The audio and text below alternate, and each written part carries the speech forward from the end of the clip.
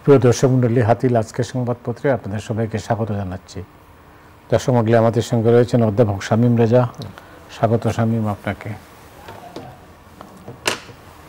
বাংলাদেশ প্রতিদিনের শিরোনাম হচ্ছে সরকারের ভিতর সরকার দ্রুত নির্বাচনের তাগাদা। মানবজমিন কেন বাড়ছে কিশোর গ্যাংয়ের দাপট, দ্বিতীয় পর্বে সরকার আলোচনায় চার্টার ঐক্যমত্য কমিশনের প্রথম বৈঠক। সমকাল জাতীয় সংসদ ভোটের পর পুলিশে পদকের মচ্ছক, ঐক্যমত্যের বৈঠকে নির্বাচন নিয়ে মতবিরোধ। কালের কণ্ঠ, ভূমি সেবায় ভোগান্তি চরমে, দলগুলো দ্রুত সংস্কার ও নির্বাচন চায়। আমাদের সময়ে পেশাগত সুরক্ষা চান জেলা প্রশাসকরা, জাতীয় নির্বাচনের অগ্রাধিকার ন্যূনতম সংস্কারে গুরুত্ব। আমার দেশ বিডিআর মেসাগারের অন্যতম সন্দেহভাজন কর্নেল শামস, ঐক্যমত্য কমিশনের প্রথম বৈঠকে ঐক্য অটুটের বার্তা। কালবেলা মুক্তিযোদ্ধাদের 870টি ফ্ল্যাটের অর্ধেকই প্রভাবশালীদের দখলে। রাজনীতিবিদরাই সংস্কার করবেন। সংগ্রাম সংস্কারের মাধ্যমে আগামীতে শতভাগ স্বচ্ছ নির্বাচন হবে। গুলি চালানো, মানবাধিকার লঙ্ঘনের গুরুতর অভিযোগ র্যাবের বিরুদ্ধে। The business standard, major parties want election after necessary reforms, call for AL ban. জানেন যে জাতীয় ঐক্যমত্য কমিশনের প্রথম বৈঠক হয়েছে। 35টিরও বেশি রাজনৈতিক দল বা সংগঠন তারা অংশ নিয়েছিলেন আলোচনায়। প্রথম দিনের আলোচনায় কিছু কিছু খবর সংবাদ মাধ্যমে আসছে। এখানে আমরা লক্ষ্য করেছি যে নির্বাচন নিয়েও কথা হয়েছে, সংস্কার নিয়েও কথা হয়েছে। তো এতে খুব একটা বিস্তারিত যে আলোচনা হয়েছে তা না, যেহেতু প্রথম বৈঠক। সেই বৈঠকের খবরাখবর থেকে মনে হচ্ছে নির্বাচনটাই বেশি গুরুত্ব দেওয়া হয়েছে। আমরা এই ঐক্যমত্য যে সভা হয়েছে তার খুব বেশি যে জানতে পেরেছি বলে মনে হয় না। এবং এখন পর্যন্ত গণমাধ্যমের শিরোনাম এবং সংবাদগুলো প্রায় সব পত্রিকায় একই রকম। দুই একটা ব্যতিক্রম আছে। আসার কথা হলো যে বহুল আলোচিত এই ঐক্যমত্য সভা অনুষ্ঠিত হয়েছে দেশের গুরুত্বপূর্ণ রাজনৈতিক দলগুলোর সঙ্গে, সেটা একটা ভালো দিক। আর একটা হলো যে রাজনীতিতে তো প্রচুর অলংকার থাকে, রেটরিক থাকে বক্তব্যে। আপনি উন্নত দেশের বা প্রভাবশালী দেশের নেতারা পররাষ্ট্র, অর্থ, সমর বিষয়ে বা সামরিক বিষয়ে যে সমস্ত বক্তব্য দেন তার বিরাট অংশই রূপক, কিন্তু এই রূপকের মধ্যে থেকে আমরা বুঝতে পারি শব্দগুলো থেকে কোন দিকে যাচ্ছে। আমরা সাম্প্রতিক মাসগুলোতে এত বেশি রূপকের ছড়াছড়ি দেখি যে আমাদের রূপকের সঙ্গে যত বাস্তবের মিল থাকে না, আমরা কি বলতে চাই সেটা বোঝা যায় না। যে কারণে আমরা অনেক সময় একটা অস্পষ্ট অবস্থার মধ্যে পড়ি যে আসলে কি বলা হচ্ছে। একদম শীর্ষ নেতৃত্ব থেকে শুরু করে বিভিন্ন ব্যক্তিরা যখন কথা বলেছেন তখন আমাদের একটু বুঝতে অসুবিধা হয় যে এটা কি আসলে দিন তারিখ কি বোঝাচ্ছেন, একটা সময়সীমা বোঝাচ্ছেন, না কি বোঝাচ্ছেন। আমি নিজেও কথাটা বেশ ঘুরিয়ে পেঁচিয়ে রূপক অর্থেই বলছি। তো এরকম প্রেক্ষাপটে ঐক্যমত্য এই যে সমস্ত কমিশনগুলো যারা এখন পর্যন্ত রিপোর্ট দিয়েছেন তারা ছিলেন, দলগুলো ছিলেন, সেই কারণে আমি বলবো যে এই প্রথম আমরা বিভিন্ন বিবৃতির বাইরে এসে একটা সুনির্দিষ্টভাবে কিছু একটা নিয়ে বসতে পেরেছেন রাজনৈতিক দলগুলো। এবং অন্যতম বৃহত্তম দল বিএনপির দিক থেকে যেটা আলমগীর সাহেব যেটা জানিয়েছেন সেটা খুব সংক্ষিপ্ত, যে তারা তাদের রাজনৈতিক দলগুলো যার যার অবস্থান এবং বক্তব্য তুলে ধরেছেন। এটা প্রাথমিক আলোচনা হয়েছে এবং তেমন গঠনমূলক কোনো আলোচনা হয়নি। আমি প্রায় যা পড়েছে আমার মনে হয় যে দু একটু সামান্য বাদ দিয়ে কথা বলতে পেরেছি। কিন্তু যেমন এই কমিটির যিনি দ্বিতীয় ব্যক্তি অধ্যাপক আলী রিয়াজ, তিনি বলেছেন যে অনেক বিষয়ে বা কোনো কোনো বিষয়ে তারা এটা ঐক্যমতে পৌঁছাবেন বলে তিনি মনে করছেন। আরও বিভিন্ন ধরনের শিরোনাম দেখছি। এগুলো হয়তো সংবাদ মাধ্যম অনেক সময় দেয় একটু বৈচিত্র্য আনার জন্য, কিন্তু আমার মনে হয় যে আমাদের আরেকটু সময় হয়তো অপেক্ষা করতে হবে যে কি আলোচনা হয়েছে বা প্রধান প্রধান কি সেগুলো জানবার জন্য। যেটুকু আলোচনার থেকে একটা ধারণা করা যায় যে তাতে মনে হয়েছে যে রাজনৈতিক দলগুলো সম্ভবত সংস্কার নির্বাচন বিষয়ে তাদের অবস্থান তুলে ধরেছেন প্রথমত। দ্বিতীয়, তারা এটার কপি চেয়েছেন বলে আমরা জেনেছি। কপি দেওয়া আছে কিন্তু তারা এটার মুদ্রিত কপি চেয়েছেন, অর্থাৎ এটা নিয়ে তারা তো বন্টন করবেন, নিজেরা আরো আলাপ আলোচনা করবেন, চিন্তা ভাবনা করে তাদেরকে জানাবেন। কমিশনের দিক থেকে যার ঐক্যমত্য যে কমিশন, তার দিক থেকে এমনও জানানো হয়েছে যে এটা 6 মাসও লাগতে পারে। তো যদি বৃহত্তম রাজনৈতিক দলের যে দাবি ডিসেম্বরের মধ্যে নির্বাচন, আমি যদি এখন থেকে 6 মাস ধরি, তাহলে অগাস্ট সেপ্টেম্বর এরকম একটা সময় গিয়ে দাঁড়ায়। এবং ধরে নিই, এটা যদি আমি কাল্পনিকভাবেও ধরি, আপনার তারপরে কি আবার আলোচনা করতে হবে, নাকি এই সময়ের মধ্যে আমরা এটাকে শেষ করে আনবো, তারপরে কি আমরা তফসিল বা নির্বাচনের দিকে যাব, যদি আমি এটা একটা অনুমান ভিত্তিক একটা সময়সীমা দাঁড় করাতে চাই, সে আলোচনাগুলো হবে আমার ধারণা আগামী কয়েকদিনের। এখন এই মুহূর্তে সম্ভবত কি হতে পারে বা কি করণীয়, এটাই তো সবার মধ্যে প্রশ্ন। আমার সবকিছু বিবেচনায় যেটা মনে হয়, যেটা আগেও সরকার পক্ষ বলবার চেষ্টা করেছিলেন, যে এই সংস্কারের সবকিছু সর্বাত্মকভাবে তো বাস্তবায়ন করা সম্ভব না। আপনি একটা সর্বাত্মক সংস্কারে যদি যান, তাহলে এটা এক মেয়াদ না, এটা 1 দশক বা তারও বেশি সময় প্রয়োজন হয়ে পড়তে পারে। এখন সেই সর্বাত্মক সংস্কারের কথা তো আমরা বোঝাচ্ছি না। তো সেক্ষেত্রে যদি সব দলগুলো ধরে নেন 8টা বা 10টা মৌল বিষয়ের উপরে যদি তারা একমত হন যে এই কাজগুলো তারা করবেন, এবং সরকারকে যদি অগ্রাধিকারের একটা বিষয়ে তারা একমতে পৌঁছান যে এই কাজগুলো সরকার করতে পারে, এখন তো সংসদ নেই, অতএব তারা ওই মাপের বড় পরিবর্তন কিভাবে করবেন সে প্রশ্ন তো উঠবেই। তো যেটা করা যায়, যতটুকু নির্বাহী আদেশে করা সম্ভব, যেমন ধরুন যদি আপনি খুব সাধারণ আলোচনা করতে চান, নির্বাচন কমিশন সংক্রান্ত অনেক পরিবর্তন করা সম্ভব, দুদক সংক্রান্ত অনেক পরিবর্তন করা সম্ভব, কিন্তু আপনি যদি সংবিধানের কথা বলেন, তাহলে তো সর্বাত্মকের উপরেও সর্বাত্মক আলোচনার প্রয়োজন পড়ে। তাদের পক্ষে আমি ঠিক নিশ্চিত নই যে এই সময়কাল আমরা যেটা কল্পনা করছি বা একটা ধারণা করছি, এমনকি আপনি যদি পুলিশ সংস্কারও ভাবেন, তার কিছু সম্ভব, অবশ্যই আমাদের অব্যবহিত কিছু কাজ করতে হবে, কিছু তো করতেই হবে। জনপ্রশাসন আপনি কিছু করতে পারবেন, কিন্তু এখনই যে আলোচনাগুলো বিভিন্ন সময় আমি যদি বলি যে স্পার্ক করেছে, বা যে ধরনের উত্তপ্ত আলোচনা আমরা সামনে আসতে দেখেছি, সেটা কিন্তু অনেক কঠিন। এবং তার সাথে আমরা পুরনো আলোচনা অবশ্যই তুলবো যে আপনার সরকারি কার্যক্রম যেগুলো, গভর্নেন্সের নিয়মিত যে কাজগুলো, সেগুলো যে বৃহৎ আকারে চ্যালেঞ্জ তৈরি হচ্ছে প্রতিদিন বিভিন্ন ক্ষেত্রে, আমরা প্রায় প্রতি অনুষ্ঠানে আলোচনা, আমরা কিন্তু তার অর্থে এই নাই যে এই সরকারের ভালো জিনিস দেখছি না, এই বক্তব্য তোলা মানে কিন্তু এই নাই যে এই সরকার কিছু করছে না, সেটা আমরা বলছি, অবশ্যই করছে। দুর্নীতির বিষয়ে তারা করছে, আগের সরকারের একটা বড় ইস্যু রয়েছে, সেগুলো নিয়ে তারা কাজ করছেন, বিচারের বিষয়ে তারা কাজ করছেন, আর্থিক খাতের ব্যাপারে তারা প্রচুর কাজ করছেন, ব্যাংকিং সেক্টরের ব্যাপারে কাজ করছেন, অর্থনীতিতে একটা অবস্থা আনার ক্ষেত্রে মুদ্রাস্ফীতি কমানোর জন্য তারা কাজ করছেন না, তো সেটা আমরা বলছি না। কিন্তু মনে রাখতে হবে যে প্রতিদিন নতুন নতুন ইস্যু যুক্ত হচ্ছে, এবং বিশেষ করে আপনি দাবি দেওয়ার ক্ষেত্রেও যদি শুধু বলেন যে সেটা শত শত ছাড়িয়ে গেছে, আপনি যদি তার সংখ্যা নিরূপণ করেন, একদিনে রেকর্ড ছাড়িয়ে গেছে দাবি দেওয়ার, এবং এর মধ্যে যৌক্তিক দাবি আছে, অযৌক্তিক বলবো না, কিন্তু অনেক দাবি আছে যেটা এখন না উঠলেও চলে, কিছু আছে যে হয়তো নিরসন করা এত দ্রুত কোনো সরকারের পক্ষেই সম্ভব না। কিন্তু প্রশ্ন হলো, এই যে দাবিগুলো পাহাড় সম জমবে, তারপর এটা কে নিরসন করবে? মানে এটা কি এই সরকার নিরসন করতে পারবে, না পরবর্তী রাজনৈতিক সরকারের পক্ষে সেটা যে একটা স্তূপ আকারে জমা হবে, সেটা কিভাবে তারা নিরসন করবেন যদি প্রতিনিয়ত আপনি সেটা না করেন? যেমন খুব ছোট উদাহরণ, এই যে শিক্ষকদের যে সমাবেশে, এটা একটা কোর্টের আদেশ হয়েছে, আমি এই বিষয়ে কোনো মন্তব্য করছি না, এটা সঠিক কি সঠিক না মূল্যায়ন সেটা আলাদা আলোচনার বিষয়, কিন্তু যে প্রক্রিয়ায় এটাকে থামিয়ে দেওয়ার চেষ্টা করা হচ্ছে, যে প্রক্রিয়াটাকে এই সমাবেশটাকে ভেঙে দেওয়ার, জল কামান দিয়ে শিক্ষকদের উপর, এবং আমরা যে ধরনের ছবি দেখেছি, তারা যথেষ্ট অর্থনৈতিকভাবে তারা মোটেই কেউ ভালো না, তারা কেউ শিশু সন্তান সহ আসতে বাধ্য হয়েছেন, সেখানে নারীরা আছে, এবং যে ভাষায় আইনশৃঙ্খলা রক্ষাকারী বাহিনীরা তাদের উপরে বক্তব্য রেখেছেন বলে অভিযোগ উঠেছে, বা পত্রিকা আমরা একেবারে উদ্ধরণ চিহ্নের মধ্যে আমরা দেখেছি, সেটা কি খুব স্বাভাবিক বলে মনে হয়?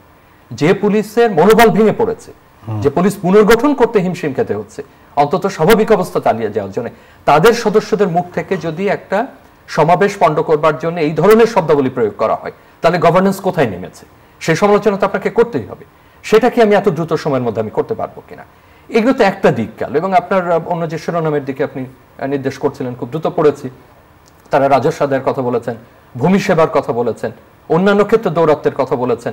তার মানে বিভিন্ন জায়গায় লোক বসে যাচ্ছে এবং বিভিন্ন ধরনের অস্থিতিশীলতা তারা তৈরি চেষ্টা করছে। এবং বড় যে উদ্বেগের কথা, সেটা হলো সরকার আছেন, সরকার তার কাজ করছেন, কিন্তু মাঠে কি, মাঠের নিয়ন্ত্রণ কার হাতে, বা রাষ্ট্রকে কে কোন দিকে নিয়ে যেতে চেষ্টা করছে, সেটা ফেব্রুয়ারি 5, 6, 7 তারিখে আপনি যেভাবেই ব্যাখ্যা দেন, যে বহিঃপ্রকাশেরই ব্যাখ্যা দেন না কেন, যে ঘটনা ঘটেছে সেই ঘটনা কোনোভাবে পরবর্তীতে যে পুনরাবৃত্তি হবে না, সেটা রাজনৈতিক ব্যবহার হবে না, সেটা যে কেউ তার ব্যক্তির সাথে ব্যবহার করবে না, কিংবা এটা আমাদের একটা এই ধরনের খারাপ সংস্কৃতির অংশে পরিণত হবে না, সে নিশ্চয়তা কে দেবে এবং কে তার অনুসন্ধান করবে?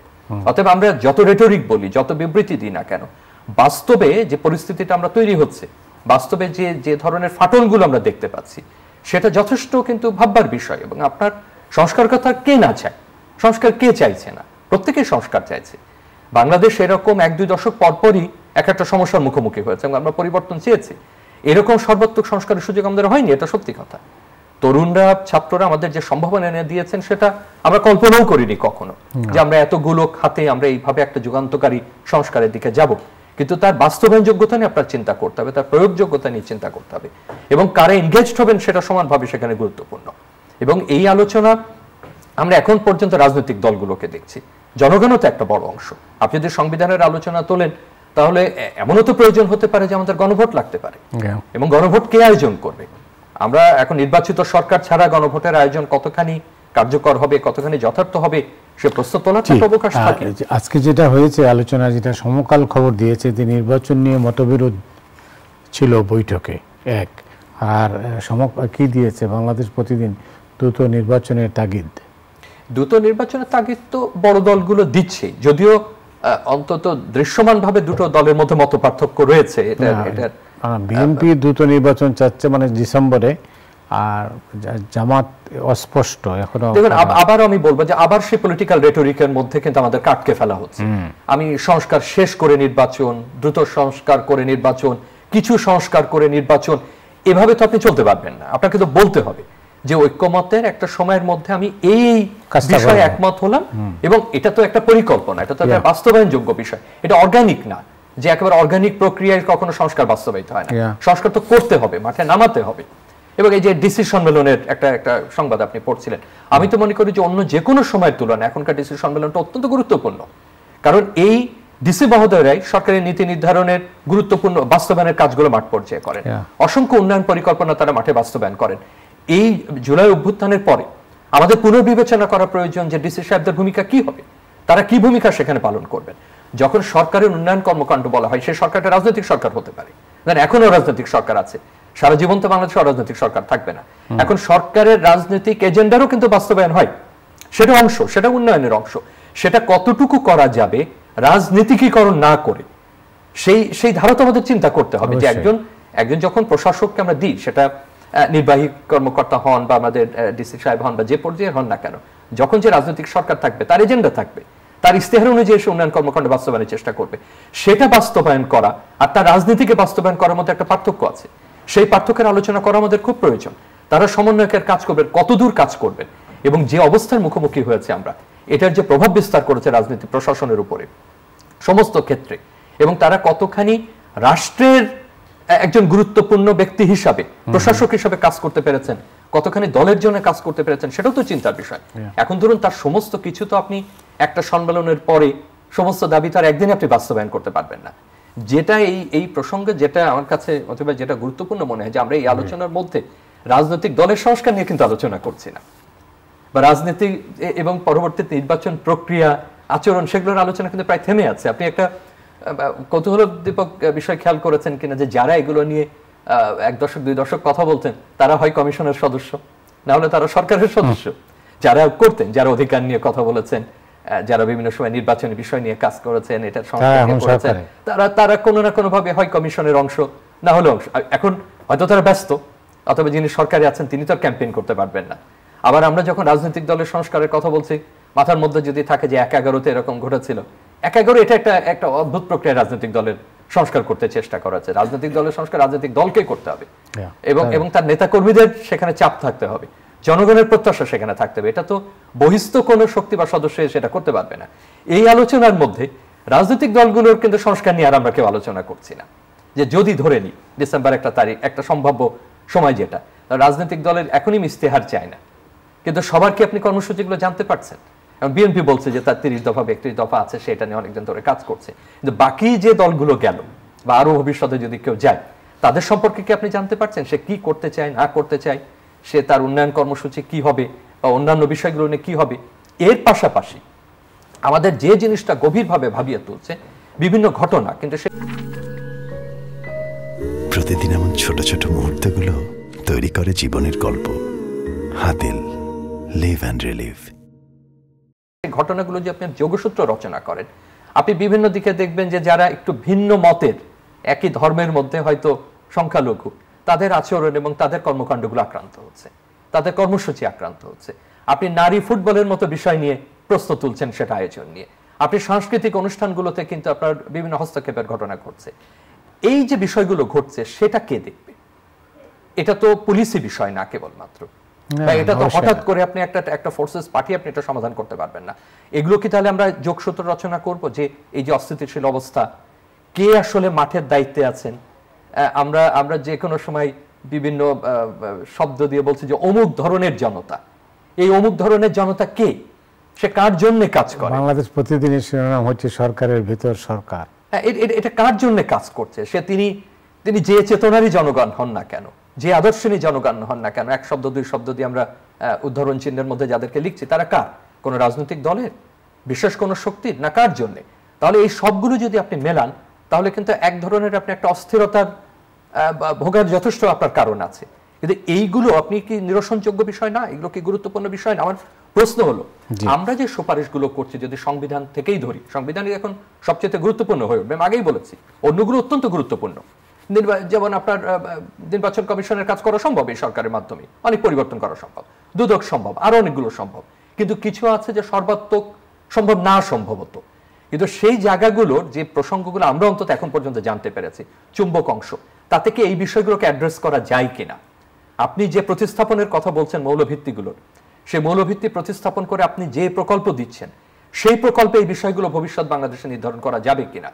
যে বাংলাদেশের মৌলধারা কি হবে, তার রাষ্ট্র দর্শন কি হবে, সে কিভাবে এগোবে, সে কোন বিষয়কে অগ্রাধিকার দেবে, রাষ্ট্রের তো একটা দর্শন থাকবে, সেই বিষয়ের উপর সে আলোকপাত করবে। অতএব আমি মনে করি যে আলোচনা হয়েছে, সেটা আসার কথা, সেটা অবশ্যই আমরা উৎসাহ জানাই। এবং নাগরিক হিসাবে তো আমরা তাকিয়ে আছি সেদিকে। যে সমস্ত রাজনৈতিক দলগুলো গেছেন তারাও জনগণের প্রতিনিধিত্ব করেন, বিশাল অংশের প্রতিনিধিত্ব করেন। এবং নাগরিক সমাজের আমি কোনো বেশ অনেকদিন ধরেই উচ্চবাচ্য খুব একটা দেখি না। আগে তো আমরা সমালোচনা করতাম যে রাজনীতির কারণে নাগরিক সমাজ কাজ করতে পারেন না, কিন্তু এখনো তো নাগরিক সমাজের খুব বেশি মতামত আমরা তেমন কিছু দেখছি না। তো আমার মনে হয় যে এখানে নাগরিক সমাজের মতামত আমরা দেখতে চাইবো, জনগণের দিক থেকেও মতামত দেখতে চাইবো। যদি জনগণ সেভাবে জানাতে চান, অনেকভাবেই জনগণ সেটা জানাতে পারেন।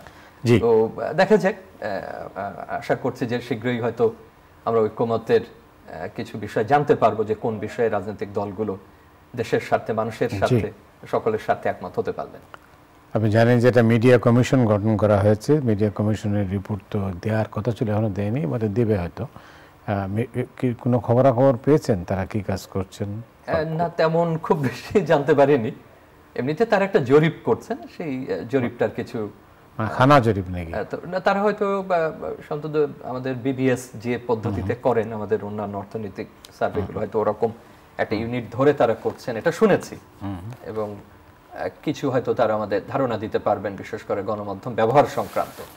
জরিপ করা হয় বিভিন্ন, যখন এরকম এই ধরনের কমিশন তৈরি হয়, তারা তাদের অবস্থানটা জানার জন্য একটা চাহিদা নিরূপণ করেন, একটা জরিপ করেন, সেটা কাজে আসেন। দেখেন, জরিপগুলো তো আসলে নিয়মিত হওয়া উচিত, এবং কমিশন জরিপ করে সেই জরিপ কাজে লাগানো পরবর্তীতে কতটুকু সম্ভব হবে আমি জানি না। কমিশনের কাজের সঙ্গে তো জরিপের সম্পর্ক আছে কি? তারা করেন, একটা নিডস অ্যাসেসমেন্ট প্রয়োজন পড়ে, একটা জরিপের প্রয়োজন সেটা পড়ে, কিন্তু এই কাজগুলো তো জাতীয় পর্যায়ে নিরবচ্ছিন্নভাবে হওয়ার দরকার ছিল। আপনি নিজেও জানেন যে যারা এই জনমিতিক জরিপ বাণিজ্যিকভাবে করতেন, সেগুলো অনেক টাকা দিয়ে কিনতে হতো।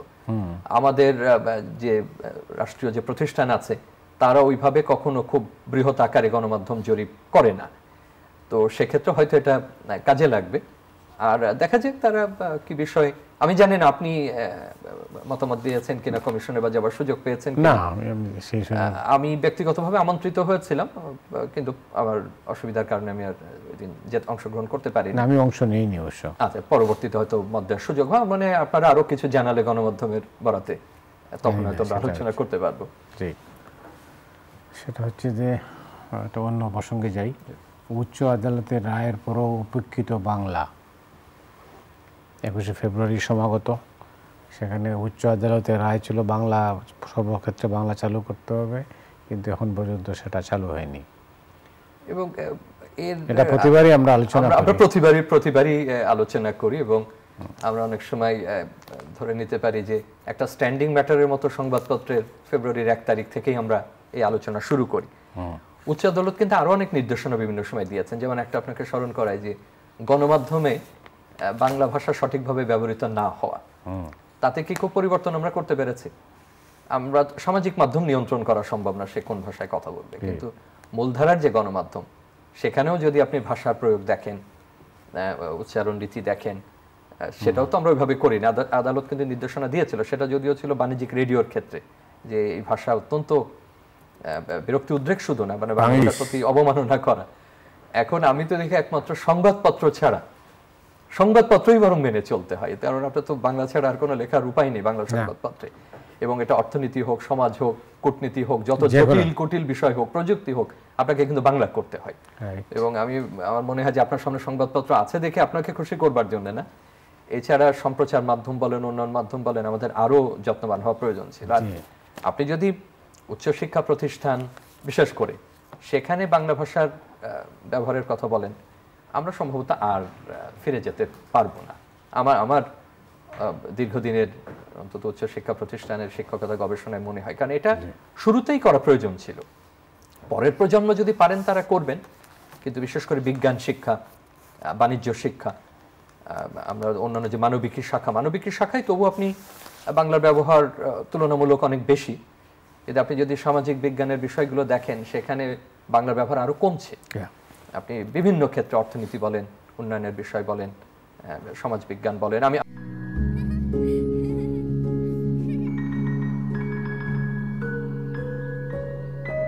প্রতিদিন এমন ছোট ছোট মুহূর্তগুলো তৈরি করে জীবনের গল্প। Hatil, live and relive. আমার নিজেরও যোগাযোগ বিদ্যা বলেন এবং বাংলা আমি মনে করি যে ক্রমশ কমে আসছে সেখানে, এবং কোনো ক্ষেত্রে আমরা এমনকি পাঠদানের মাধ্যম হিসাবেও কেউ বাংলা রাখছেন না। এবং প্রাইভেট এবং বেসরকারি বিশ্ববিদ্যালয়গুলোর ক্ষেত্রেও আমি ঠিক জানি না যে মাধ্যম অন্য ভাষা হলে তাতে বিশেষ কি যুক্ত হয়, মানে এটা কি মান যুক্ত হয় কিনা, আভিজাত্য বাড়ে কিনা, বা আমরা মোর আন্তর্জাতিক হয়ে ওঠে কিনা, বা আমাদের জ্ঞান বৃদ্ধি পায় কিনা। কিন্তু এই সংক্রান্ত তো আমাদের কোনো নীতিমালা বা আইন নেই যে এক দেশে আপনি দুই ধরনের মাধ্যমে আপনি পাঠদান করছেন।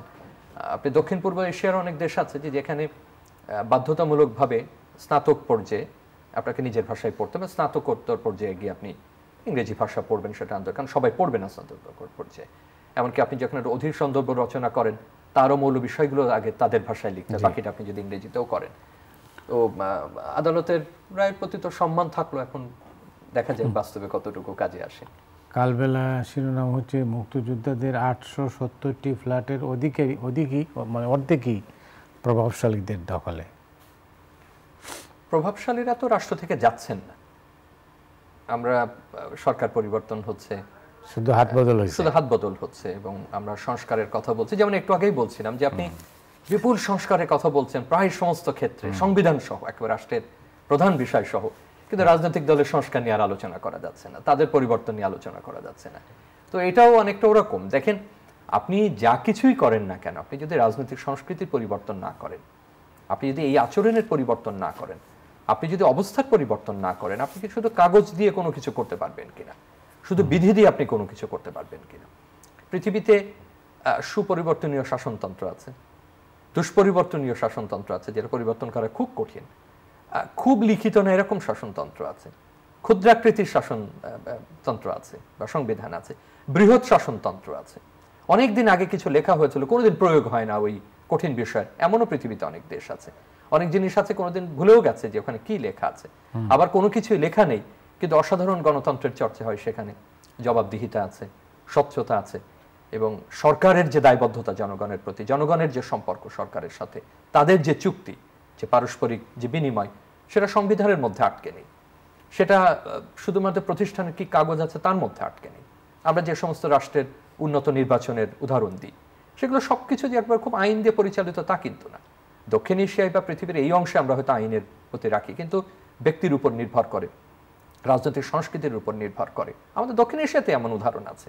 আবার আপনি উন্নত দেশে যদি যান, ঠিক আছে, যদি ওই ধরনের কোনো রাষ্ট্রপতি বা প্রধানমন্ত্রী আসে, তাকে সে যাতে ক্ষতি না করতে পারে সে ব্যবস্থাও সেখানে আছে। তো আমাদের যেন সংস্কারের লক্ষ্য হয় প্রতিষ্ঠান নির্মাণ করা, প্রতিষ্ঠানগুলোকে শক্তিশালী করা, কিন্তু একই সাথে সেই পূরণ আপনাকে ভালো মানুষ খুঁজতে হবে। আপনি যে ভালো মানুষ না খোঁজেন, ভালো মানুষ না পান, সৎ নেতা না পান, সৎ নেতার যোগ্যতা কম থাকলেও কিন্তু সে অনেক দূরে এগিয়ে যেতে পারে। আপনি যদি আমলাতন্ত্রে প্রতিদিন শুধু পদ্ধতি দিয়ে তার পরিবর্তন করতে চান, তার অবস্থানের পরিবর্তন না করেন, তাহলে তো আপনার কোনো পরিবর্তনই আসলে হবে না। এবং সম্ভবত সেই গভীর বিষয়টা আমাদের দেখার সময় এসেছে, এবং বলারও তো আমরা কাউকে দেখছি না অথবা যে এই উদাত্ত আহ্বান জানাবে। আমরা সরকার পরিবর্তন করছি, আমরা নতুন নেতা পাচ্ছি, আমরা নতুন নতুন চিন্তার মানুষ পাচ্ছি, নতুন প্রস্তাবক পাচ্ছি, কিন্তু কাউকে তো সে আহ্বান আমরা জানাতে দেখছি না যে যাতে একটা জাতি পাল্টে যায়, কিংবা যাতে একটা চিন্তা করা যে আমি এই লক্ষ্যের দিকে যাচ্ছি বা এই উদ্দেশ্যের দিকে যাচ্ছি। কই আমাদের তো দীর্ঘ সময়ে কোনো রাষ্ট্রপতি, কোনো প্রধানমন্ত্রী, কোনো ওই ধরনের গুরুত্বপূর্ণ ব্যক্তি সেই জাতীয় লক্ষ্যের দিকে তো আমাদের নিয়ে যেতে পারলেন না। আমি মনে করি যে সেটাও একটা বড় খেদ এবং প্রত্যাশার জায়গা থাকে। যে সমাজে এই বিভাজন, এই যে এক জাতিরা বিভক্ত, এই বিভক্ত সমাজে কি এটা সম্ভব? বিভক্ত সব সমাজে বিভক্তি আছে, কিন্তু সেই বিভক্তিকে কমিয়ে আনাই আমি মনে করি যে সুশাসনের কাজ। সেই বিভক্তিকে কমিয়ে আনাই সরকার, রাষ্ট্র, জনগণের। এবং আপনি যত সংস্কারের কথা বললেন, সেই সংস্কার যদি বিভাজন কমিয়ে না আনে এবং রাষ্ট্রের মানুষকে মানুষ হিসেবে, নাগরিককে নাগরিক হিসেবে প্রতিষ্ঠিত না করে, এবং সেই গণতান্ত্রিক স্পেস তৈরি না করে যেখানে আপনার মতকে গুরুত্ব দেবে এবং আপনি সেখানে মত প্রকাশ করতে পারবেন এবং সেটাকে গুরুত্ব দিয়ে গ্রহণ করা হবে, তাহলে তা না হলে আমি মনে করি না যে আমাদের জীবদ্দশায় আমরা কিছু ভালো কিছু দেখে বৃহৎ কোনো পরিবর্তনের আমরা সেই সুফল পাবো। হাতে সময় নেই।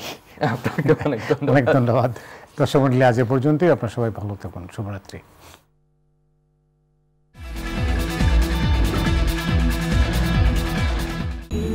বসন্তে